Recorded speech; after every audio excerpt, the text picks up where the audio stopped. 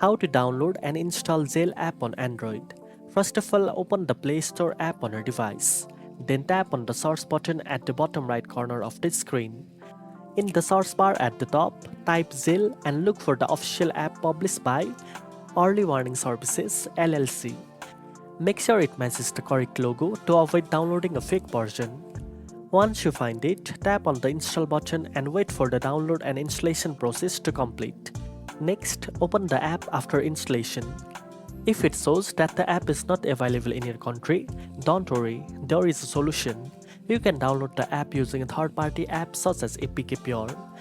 Make sure the app is downloaded on your device, then tap on it. In the search bar at the top, type Zelle.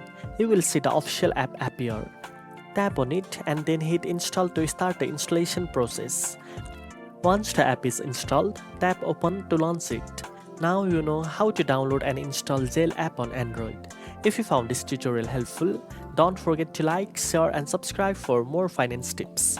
Thanks for watching and I'll see you in the next one.